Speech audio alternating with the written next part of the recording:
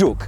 Avto, ki je navduševal in zgražal že od samega začetka, davnega leta 2010. Juke je bil dejansko eden od prvih malih križancev in ogromno jih poznam, ki jim avto ni bil všeč in so se zgražali nad zunanjo podobo, kot da je podoben neki krastači, ne vem kaj vse so še govorili. No, ogromno pa jih poznam, ki jim je bil dejansko všeč, predvsem starejšim, ker je bil manjši in ker se je više sedelo. In ta novi je od starega prevzel te okrogle luči, vse ostalo pa je malo bolj privlačno.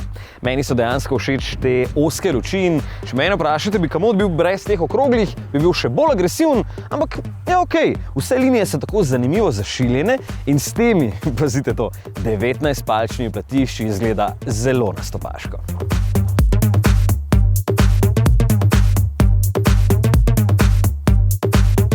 Včasih so bile tako velike felge mokre sanje oblikovalcev, danes pa jih ima Juke že serijsko pri ta boljši opremi. No, ampak bistveno bolj pomembno je tole. A vidite, ne? Koliko prostora je zdaj tule notri v kabini. Juke je res nekih 9 cm daljši kot prej, ampak medosje je daljše za 10 cm, tako da je tule znotraj res več prostora, predvsem na zadnji klopi, ne? In vidite, zadaj zdaj odrasla oseba čisto normalno sedi, tudi če ima malo preveč.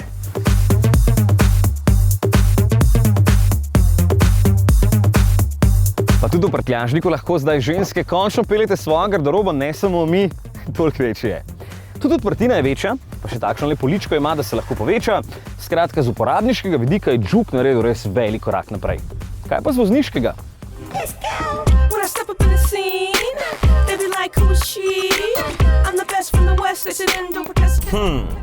Prva stvar, ki sem jo opazil, ko sem se peljal, je, da je tale robotiziran menjalnik DCT slab. Najprej komaj spelje, pol pa cukne, da se še preveč radi zavrtita kolesi v prazno. Pa tudi med vožnjo je prepočasen in to se lepo vidi pri pospeševanju, ker z njim rabi avto do 100,5 sekunde dlje kot pa z ročnim. Potem sem opazil, da je precej neodoben. Dobro, od tako velikih koles sem to itak pričakoval, ne? Ampak dobro je vedeti, da se kar precej stresa na slabših cestah, edino velike luknje dobro požira. In spet sem pričakoval, bolj upal, no, da se zato pa dobro pelje v ovinkih. In se. Oja, zelo dobro leži na cesti, zelo lepo sledi smeri in zadek ni prav nič živahen. Občutek na volanu pa tudi ni slab, tako da ja, neudoben, ampak parliman na cesto. Pa še motor. Ja, spet plus in minus.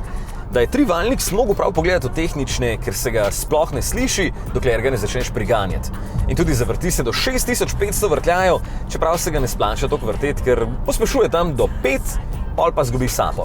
Litrski turbobencinski motor da od sebe 86 kW, to je 117 konjev, kar se ne sliši tako malo, ampak se vam bo dostikrat zdelo zaradi menjalnika, da je premalo. 11,1 sekunde rabi do 100 z mesta, zato, ja.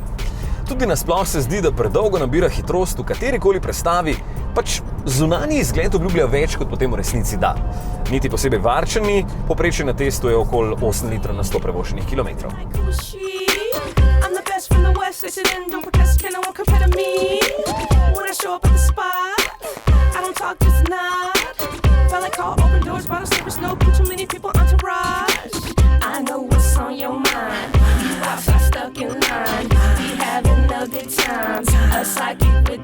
Notranje okolje vozniki Nissanov dobro poznate in tudi od prejšnjega Jukea je povzel kako malenkost, naprimer tole zaobljeno plastiko tukaj.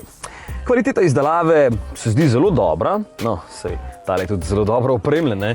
Ima veliko mehkih materialov in zato cena prek 25 jurjev, ampak ergonomsko štima. K sreči so obdržali gumbe za klimo in nekatere pomembne funkcije, da ne rabite ves čas gledati na zaslon, ta pa je sicer dovolj velik, samo še malo boljšo ločljivost bi lahko imel, pa malo hitrejši bi lahko bil. Juke je bil eden najbolj priljubljenih malih križancev. Očitno je bila ravno oblika kriva za dobro prodajo. Novi je napredoval na vseh področjih, ampak ima pa eno majhno težavico. Ko je na ceste zapeljal prvi, je bil skoraj edini na trgu, danes ima pa že skoraj 20 konkurentov. Zdaj pa zmagaj, če lahko. No, ni lahko. I know what's on your mind.